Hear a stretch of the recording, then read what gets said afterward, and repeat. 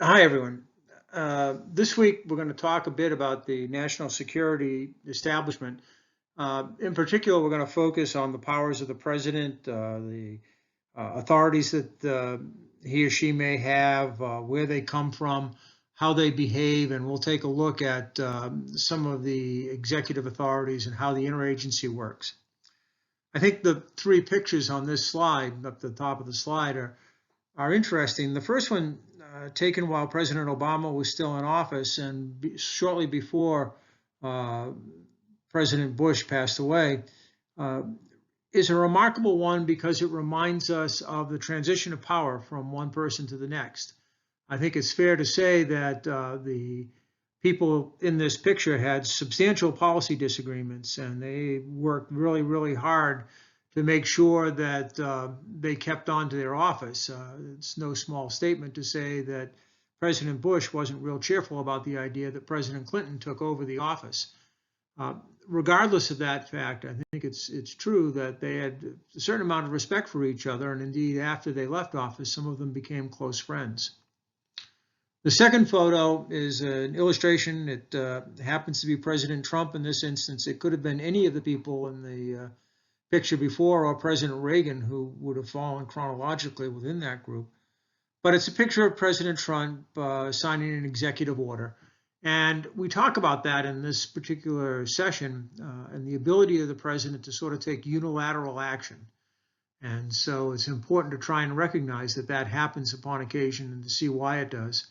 And the third picture really is intended to represent the functioning of the National Security Council and to a certain extent talk about the authorities and the logic behind the establishment of the National Security Advisor as a real position. So we'll go on from there. This all begins, and I think it should begin, with the Constitution. Clearly, it's a reading for this week, but I hope that all of you have read it long before now. All of us, when we first entered service, as we got promoted, we took an oath to support and defend this thing we call the Constitution. It's important to understand what's in it. And in this instance, we're going to be talking about the executive power, the president's power, which is, according to Article 2, vested in the President of the United States. It's important to recognize that Article 1 gives a whole bunch of other powers to the Congress, and that the two articles are, in many instances, especially in modern presidencies, conflicted. That being said, the Constitution does give the president a certain number of authorities, and then we'll outline some of these things in the bullets here. But I think more importantly is the yellow block taken from Howell, that presidents oftentimes just go ahead and do stuff, and they make law without the consent of Congress. And it's questionable at times where all of that power comes from, and it's important for us to try and think about it to make sure that we understand what's happening and why it's happening. So Howell's book really is a follow-on book to an earlier piece, which was written by a guy named Richard Neustadt. Dick Neustadt was a professor of political science up at Harvard, and he wrote a book which made him very, very famous, more famous than he already had been, called Presidential Power. And Neustadt claimed that the power of the president, by and large, was a power to persuade people to do stuff. And what Howell tries to claim, and I think he makes some pretty good arguments, is that beyond that, especially in the modern era, and I think that Howell really talks about the modern era kind of beginning with Dwight Eisenhower, maybe with Lyndon Johnson, when they do a whole lot of stuff unilaterally without necessarily consulting with the Congress, and many times are seen to bypass the Congress. And our question as we look at this as national security professionals is, where does the president find the authority to do all this stuff? Is it in fact given to him in the Constitution? Does he have legislative authority to do it? Or is he just doing stuff because in fact there's no real opposition from the Congress to his or her actually conducting these activities? Howell's book is really good, and it is a logical follow-on to Neustadt's work about how presidents operate. And in the modern era, in some ways, what we might claim it begins in 1947. And I expect that there are some of you, since we didn't put a title underneath this, are wondering who is that funny looking guy in the upper right hand corner. It is, of course, President Truman. And I think it's fair to say that the 47 National Security Act came into being in part because Truman pushed it hard, and in part because of how Truman came to be president. What this really did is it formalized the idea of a National Security Council with advisors from and members from the Secretary of Defense, Secretary of State, and so on and so forth. And what it really, I think anyway, really comes into being because of what happened to Harry Truman when he became president. As you know, Truman became president towards the end of the Second World War.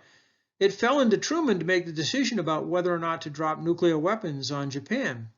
And the reason that I remark on that is that until about a year or so before that, really when he took office, he didn't know that such a program existed. Franklin Roosevelt had never bothered to tell him about it, nor had anybody else. The vice president was sitting in the wings waiting to see if, as the saying goes, the president sneezes.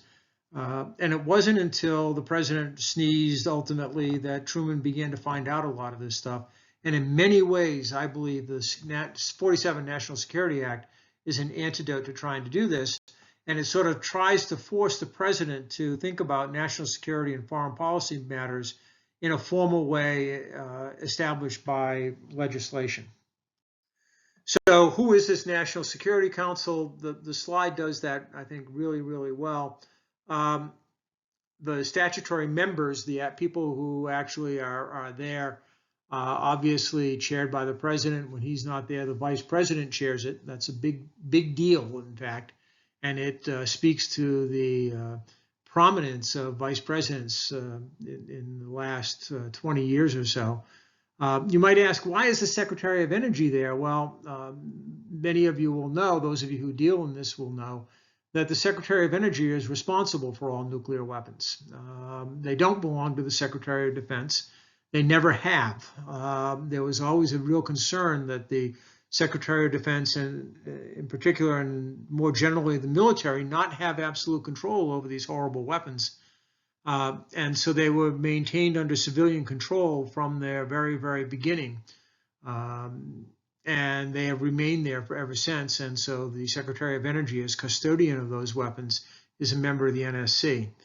There are certain regular advisors to that. There's been some chat about whether or not they should be showing up or not showing up within this administration, but it is settled out that the chairman of the Joint Chiefs of Staff and the director of national intelligence are regular advisors.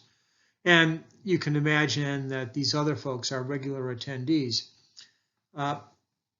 The NSC really has to do two things, and it has to do them well in order for the government to be successful.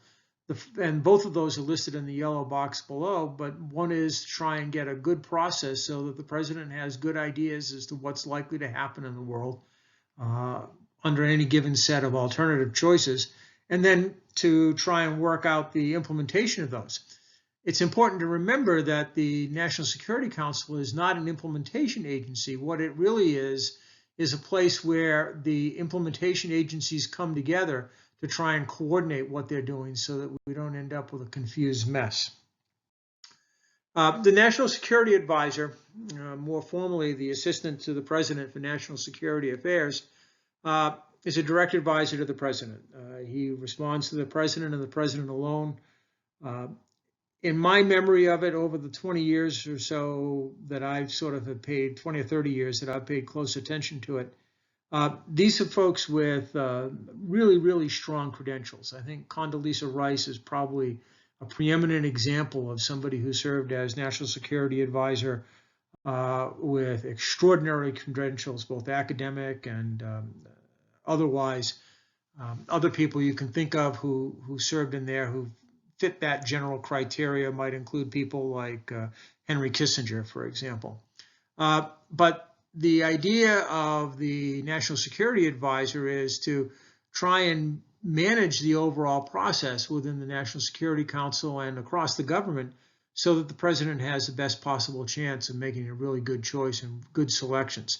It is not an easy job, as you might imagine, and it's probably made more difficult by some of the informal attributes of how the NSA relates to the president and how that works. You can imagine that the Senate and the congressional branch, the legislative branch more generally, has called for the NSA to be approved by the Congress. The presidents, all presidents, have vehemently opposed this, and thus far the presidents have won. The NSC staff do the grunt work of all of this coordination. Interestingly, most of the staff are not political appointees. Most of them are delegated from various agencies, notably the Department of Defense, the State Department, and the intelligence community. And they are, by and large, apolitical. There are senior managers within the National Security Council who are political appointees, but most of the people who work for them are not. The other thing that I think it's worth remembering is that there is a lot of sort of hue and cry that the National Security Council has become too big, it's unwieldy, and all those sorts of things. And that may be so, but I want you to remember that this is a staff of a few hundred people, not a staff of thousands. And to my knowledge, it has never reached that 4-digit level under any president, even those inclined to make staffs much, much bigger. So it is a small group of people spread across an extraordinarily wide spectrum of things. And they are trying to manage information. They're trying to manage the flow of policy choices so that people can make good choices at more senior levels. It is an exciting and an exhausting job.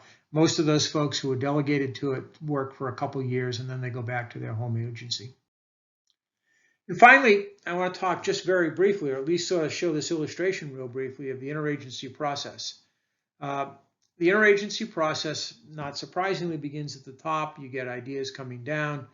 The important part is that this is a sort of a cyclical kind of process. Ideas come down through the principals to the deputies and into the policy coordination committees, where they are staff, that is, people try and figure out what these different ideas might mean, what the alternatives might be to different ideas. And then they push that back up. Even at the Policy Coordination Committee, these are not junior flyboys. Anytime you're dealing on a routine basis with assistant secretaries, we're talking about relatively senior folks, even more so than in the Pentagon, where we discussed that captains might not be the most senior people around.